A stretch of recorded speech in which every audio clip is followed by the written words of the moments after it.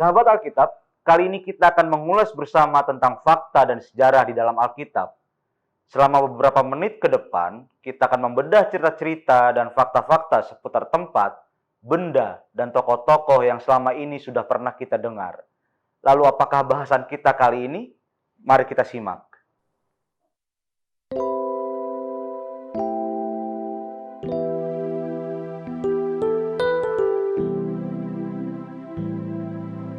Perayaan peristiwa-peristiwa utama dalam kehidupan dan pelayanan Yesus merupakan bagian penting dalam ibadah gereja. Perayaan peristiwa-peristiwa itu dibagi dalam beberapa masa yang merupakan masa-masa suci untuk menyembah Tuhan. Tema-tema pemberitaan dan pengajaran gereja pun disesuaikan dengan masa-masa ini.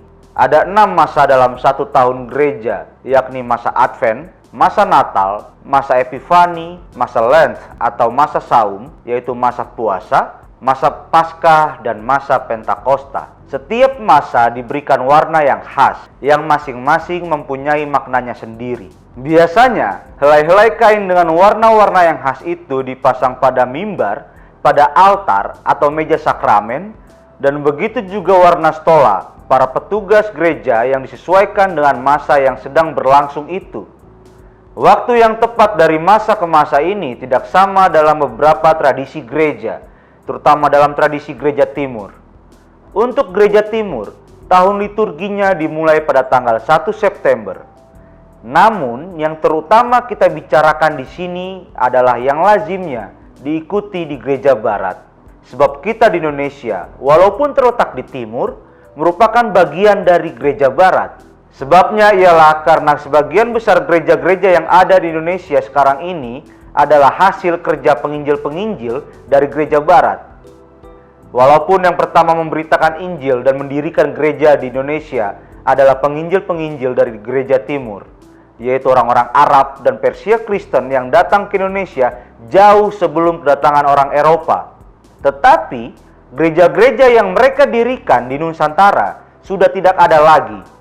Yang termasuk gereja barat di Indonesia adalah gereja Katolik, gereja Anglikan, dan berbagai denominasi gereja Protestan, termasuk Advent, Baptis, dan Pentakosta. Sedangkan yang termasuk gereja timur adalah gereja Ortodoks. Di samping ke-6 masa tersebut ada juga hari-hari raya Kristen, yaitu hari raya Natal, hari nama Yesus, hari Epifani, hari baptisan Yesus, hari transfigurasi Yesus, hari raya Paskah, hari kenaikan, hari Pentakosta, hari Trinitas Kudus, dan hari Kristus Raja. Di samping hari-hari raya itu, beberapa denominasi gereja juga merayakan hari reformasi dan hari perayaan semua orang kudus. Masa-masa dan hari-hari raya ini disesuaikan dengan jalan kehidupan Yesus di bumi. Mulai dengan persiapan bagi kelahirannya pada masa Advent, lalu kelahirannya sendiri pada hari Natal, perjalanan para orang Majus pada waktu Epifani ketika mereka mengikuti bintang Bethlehem, persiapan bagi penderitaan dan kematian Yesus pada masa Lent dan Minggu Suci, kebangkitan Yesus dari kematian pada waktu Paskah dan kenaikannya ke surga. Setelah hari kenaikan, orang-orang percaya memperingati turunnya Roh Kudus pada hari Pentakosta, dan ini merupakan masa untuk mempertebal hubungan mereka dengan Kristus. Tahun gereja berawal dengan masa Advent yang dimulai pada hari Minggu keempat sebelum hari Natal. Masa Advent berlangsung selama 4 minggu dan merupakan masa pengharapan dan penantian yang penuh sukacita, persiapan bagi umat menjelang saat yang indah ketika Yesus, Anak Allah, datang ke bumi dan berdiam di tengah-tengah manusia yang biasa. Namun bukan hanya kedatangannya yang pertama itu yang dinantikan. Pada masa Advent, umat Kristiani juga khususnya merenungkan dan menanti-nantikan kedatangannya yang kedua kali. Tema dan ajaran gereja pada masa Advent diarahkan pada persiapan umat bagi kedatangan Yesus yang kedua kalinya. Karena itu dalam beberapa tradisi gereja, terutama gereja timur, masa Advent adalah juga masa pertobatan, puasa dan penyesalan akan dosa-dosa. Warna masa Advent adalah biru atau violet, yaitu warna raja, guna menyambut kedatangan sang raja. Masa Advent berakhir pada hari menjelang malam tanggal 24 Desember. Sedangkan masa Natal merupakan masa yang singkat, yang dimulai pada tanggal 25 Desember, yaitu hari Natal, dan berlangsung selama 12 hari hingga masa Epifani. Dalam masa Natal ini terdapat hari nama Yesus. Natal merupakan masa ucapan syukur bagi kebaikan Allah. Warna masa Natal adalah putih atau kuning emas yang melambangkan kesucian dan sukacita. Warna-warna ini digunakan selain untuk hari Natal juga untuk hari Paskah. Masa Epifani dimulai pada tanggal 6 Januari yang menurut tradisi adalah hari ketika orang-orang Majus dari timur datang ke Bethlehem guna menyembah Yesus yang waktu itu masih bayi. Masa Epifani sendiri dimulai dengan hari raya Epifani pada tanggal 6 Januari. Ketika umat Kristiani merayakan bagaimana Allah menyatakan dirinya dalam rupa manusia di dalam Yesus Kristus. Epifani merupakan masa ibadah, sewaktu seluruh umat manusia diajak supaya mengikuti para orang Majus untuk mencari dan menyembah Yesus. Sebab pada masa Epifani, kita mengenang juga bagaimana Allah berkenan mengulurkan tangannya kepada orang-orang yang bukan umat pilihannya yang mula-mula, ketika Ia memimpin para orang Majus datang kepada Yesus. Warna Epifani adalah hijau, yaitu warna pembaharuan dan pertumbuhan. Namun ada gereja-gereja yang tidak merayakan masa Epifani secara khusus dan menganggap masa itu sebagai masa ordiner atau dari ordinal, minggu-minggu yang dihitung, yaitu masa biasa. Masa ordiner ini dalam gereja-gereja itu dilanjutkan lagi setelah Pentakosta. Masa Lent mulai pada hari Rabu Abu, 40 hari sebelum Paskah, dan merupakan masa untuk melakukan introspeksi tentang diri sendiri serta kontemplasi tentang rencana Allah.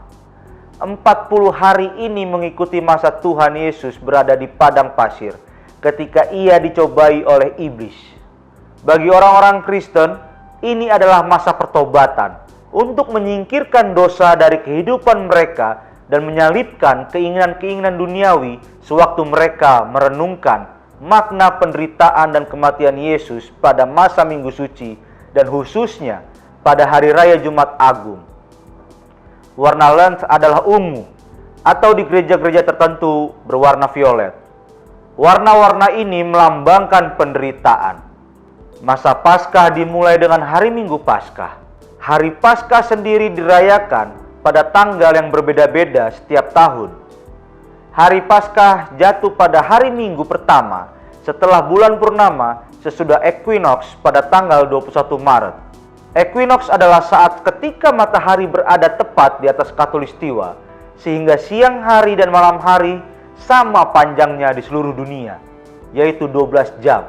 Itu berarti hari Minggu Paskah dapat jatuh antara tanggal 22 Maret dan 25 April, tergantung kapan terjadinya bulan purnama pada tahun yang bersangkutan.